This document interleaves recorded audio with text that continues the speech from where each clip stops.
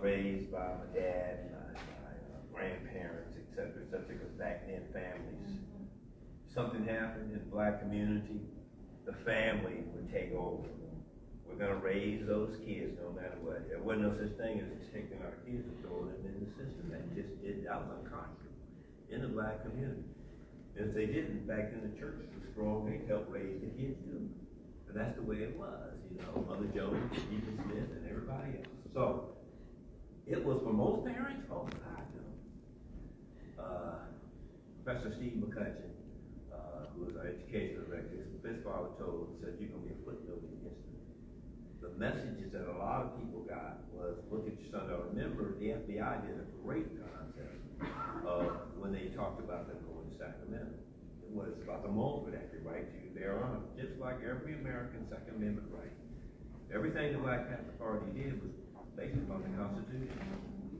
And we need to get back to teaching our people and our children what the Constitution and Amendment rights and human rights are. And you deserve it, so you're not doing anything wrong. You're just making a point that you want it to be right. And there's different methods of getting into that level. We always talk about seizing the means and not destroying. If we did that, we'd have never had buildings for health clinics or anything else, right? So, for the most part, I want you to imagine a parent getting a call saying, it's the FBI and they're going to kill your son tomorrow, hang up. And parent would have what? Or stroke. So that was one way, right? You come in and you got kids, CPS is coming and trying to take your child, your children. That was another way.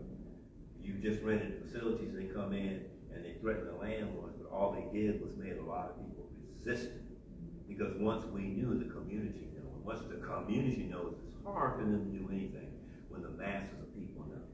So they would try to take away everything you can imagine. That was the dark side of it, not the men in black look with they will come to you on that level too. But for the most part, it was underhand, the deception that they used to turn people even in the party. The party was heavily infiltrated at that time, and that was the origin period. Because after Eldridge Cleaver was expelled, I was there that day when he made the Jim Dunbar show here in the Bay Area, and he was talking to UED News that morning, and when he made the statement, and basically there had been so much mistrust created by agencies. Because remember, at the time, because of our international travel, setting up embassy, like we had a legal embassy in Algeria. There's so many stories. I don't know if you know who Dr. Timothy Leary was, but we got him out of America. And then, of course, the United States was furious that we had this embassy where you can come get a new identity card. And there's many stories of people resettling all over the world through the Panther embassy. Our meetings with the Palestinians, etc., so on. So CIA, all these agencies globally came involved. So part of your question that you asked me, we need to think, but I want you to think, from 1968, when I joined the party, it started in 66, but it didn't start coming into fruition until around 19, when that incident happened with Eldridge Cleaver. There was never a split. There was one group in Harlem at the time, and that was it. But other than that, it was like, we must move on. So the idea was, a revolutionary concept is not a vanguard. We're a vanguard, but we're not a vanguard. We're not an army. We were here, and so we embarked on a survival program. If the party had not done that, there would have been no party, or any party. At that point in time, it was easy for them to come and wipe folks out. Our brothers and sisters who went on site, my beloved sister, Asada, Tulish, all of them were still our brothers and sisters. We tell everybody, we were somewhere 18 to 19 years old, making decisions as teenagers of how you feel. And sometimes you'll be overpowered by what you saw and the love that you saw for your people and what was taking place that you wanted to lash out. And there are many of us that know this is how it has to be done.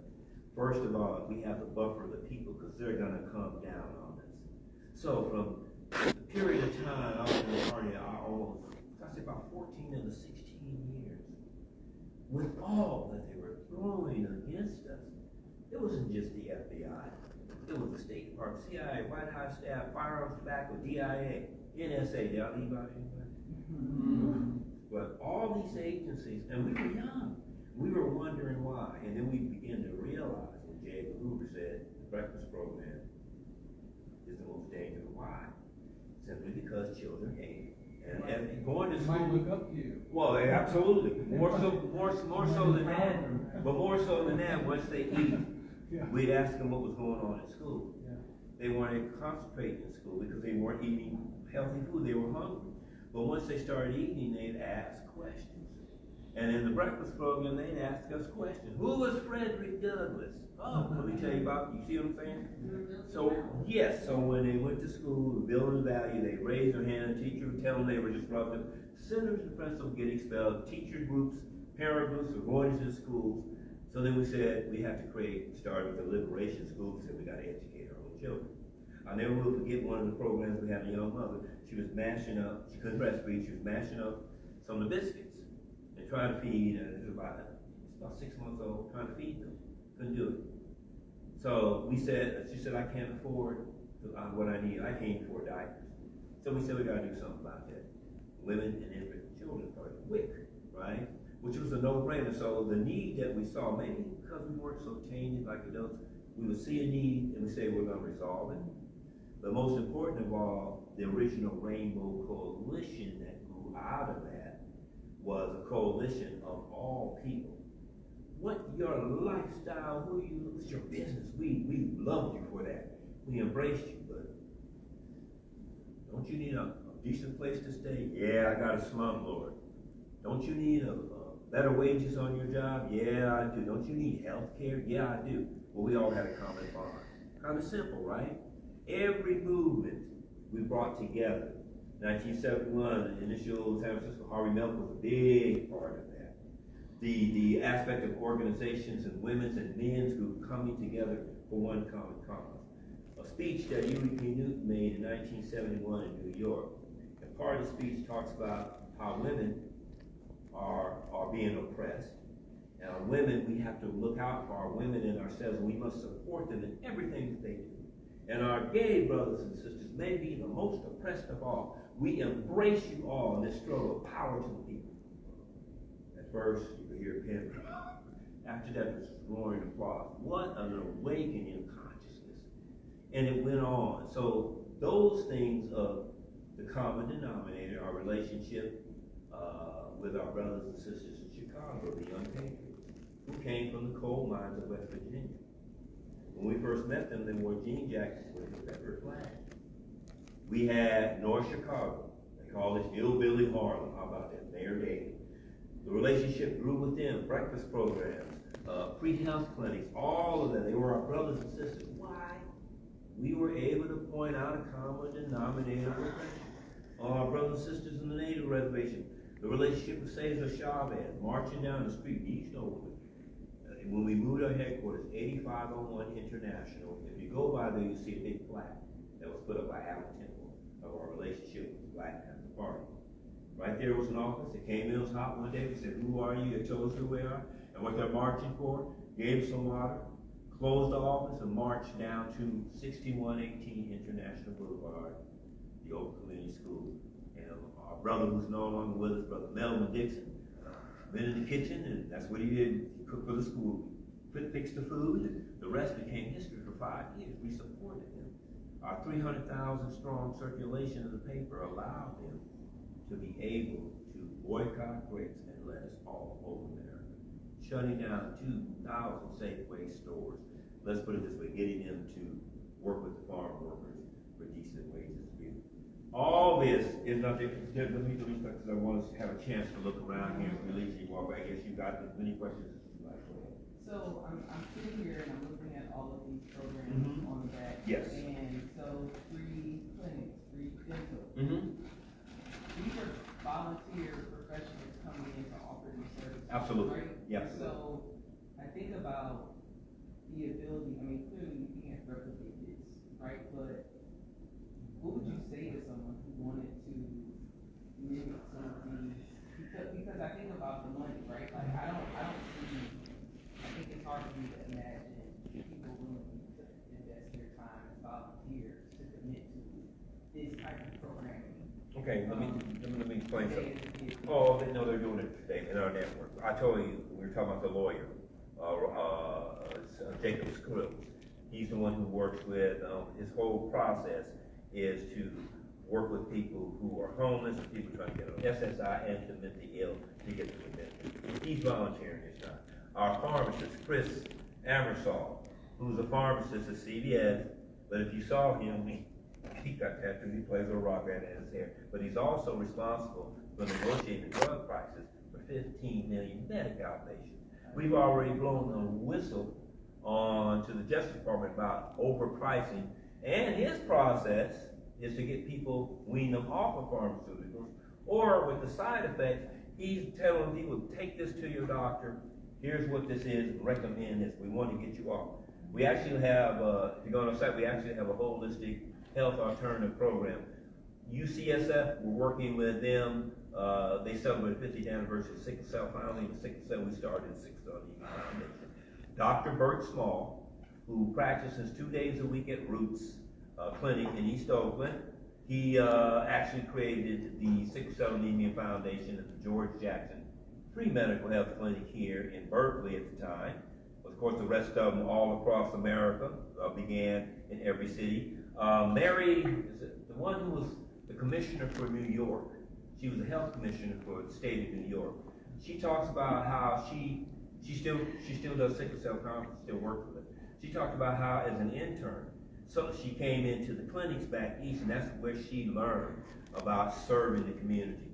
And a lot of those doctors who volunteered back then became Doctors Without Borders. Started offering this service. It became part of their makeup. So the methodology, and I hear what you're saying. How do you guys exist without loans and big grants? That's what the people ask us.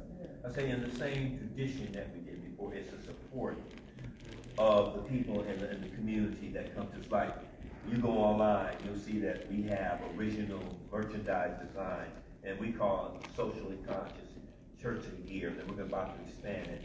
We have businesses putting on things like we're getting ready to do a major freedom run. It's 2025 March with the Oakland Ballers. And the concept is bringing all the communities together. And it's going to be a family community fest. We're going to bring all the people together and show them how it can be done. It's amazing. And I hear what you're saying in terms of how do you bring them to the table. Well, one thing is that we, and everybody who works with us, if someone is an associate of the network, no matter what you're doing, you're the one, whatever your expertise is, that we recommend you need to work with them. No one can argue with what we call this a resume too. Here's our historical resume.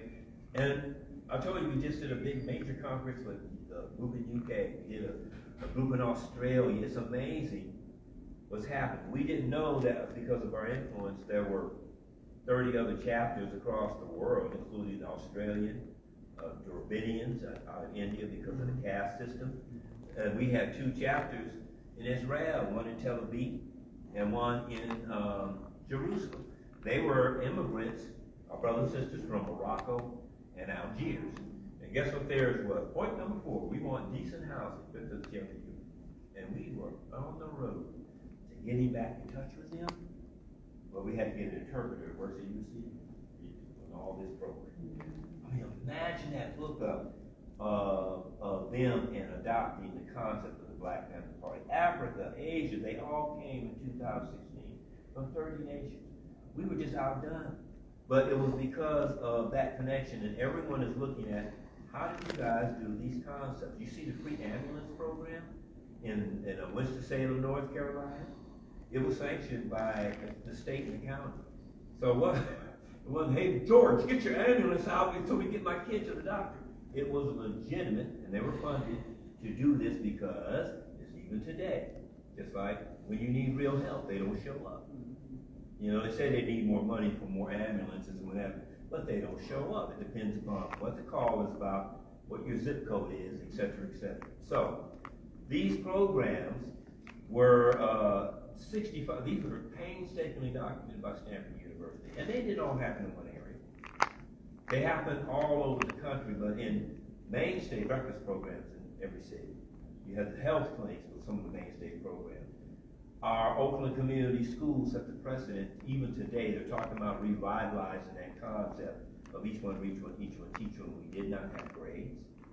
The students had their own justice department where they would come in and they have all, and the students would decide what they needed to do. So they well, what do you think we should do? It was amazing. You know, here's young people understanding how to work with one another and take on major responsibilities. That was just part of it, right? So you see all these things that are listed on the back of the SAFE program, Seniors Against a Fearful Environment. That was created by Ruth Jones, and she passed away. She was 102. People don't know. We had senior advisors too. I want you to imagine the breakfast program, somebody in there, and one of the church mothers says, "Baby, you're burning those lips." So in other words, they came and they helped nurture. They were our confidence. Our spiritual advisor, Father Earl Neal, he went on to South Africa to become Bishop Tutu's assistant. And he was our spiritual advisor for the Black Panther Party. You know, he talked about the Sermon on the Mount. He said the Black Panther Party spent 15,000 to 20,000. Remember, we have major survival conferences. All these things that would take place were amazing at that point in time. And today, sharing that knowledge that it can be done. So, your question and your concept about being able to do it, whatever you're doing, this is what we tell us, or so many people plug in. Let us be your voice. Let us be the people who speak on your behalf of your sincerity and who you are. You will have no question about the work that you're doing. And most important of all, your due diligence and sincerity. Because they'll tell you, if you are associated with them, absolutely. And actually within the network, we've been able to get folks who needed other things done, refer to them because of your expertise in that business area. And there are people also who are about the community, or there may be a business who wants to get involved, but they can do it through you. So this is what we do. We tell people, get on our show. Let us talk about who you are, your sincerity, and what you do. So you're right. We do need the concept, and we tell everybody when the party was dissolved in 1982, the concept was, we said, one day the Black Panther Party would negate itself. Oh, what does that mean? What's important? It didn't mean anything, of course. What we were telling people was that it would be ingrained in the way that we think. The 10-point platform program. It says we want power, terminal, and destiny for black and all oppressed people. You notice it says about all of us. All oppressed people. We have to be black people saying we're talking about all our brothers and sisters. Because we're all oppressed in that respect. And we need to recognize that. Then everything else falls away and the work begins and the camaraderie. And when people work together, all kinds of stereotypes, racist attitudes, it all melts away. Because they begin to realize the commonality of oppression that affects all of us. Any questions or comments? I can totally get the idea of working yourself out of a job, but we're not there yet. No. Yeah. No, we haven't gotten there. What you said is so key. It's like, when did we ever think that if we didn't always stay guard for what is right and pass it on to our children and pass it on to the next generations? And it's like, be on guard. We've gotten this. Don't let them take it away. Because if you don't, what happens? They will take it away. And there's always been somebody who says, I want to control. They will take those gains away. So it's always important for people to remember that and build upon that. We've seen decades so far. We were talking about how about having a history of Oakland class for the school district. A lot of them are for it. Telling the story of resilience. But it would also, if you tell the story of Oakland, you tell the story of the connection of everybody nationally, of how the concept spread to every community and every ethnic group and every progressive group, and then how it went global. Because you have to tie it. They don't want to do that. They don't want them to know. There's no such thing as critical race theory. It's about everyone learning how to think And if you expose people to knowledge, let them come to their own conclusion. And if you really think about it, what the hell is wrong with people prospering, having a decent life? What kind of people are you? Because that's all we're talking about. That's all that we were ever doing. The only time we always talked about self-defense. If you attack me, I'm going to defend myself. There's no aggression. We were too busy when people were out throwing rocks and bottles and what have you, and upset and what have you. We were trying to figure out how we're going to open up a health clinic. How are we going to have a child development center? How are we going to escort our seniors? How are we going to make sure they get home safely, the doctor's appointments? That's where all our thought and energy went. So, all right. So, hey, listen. Let's take a few minutes before we start on our little walk back.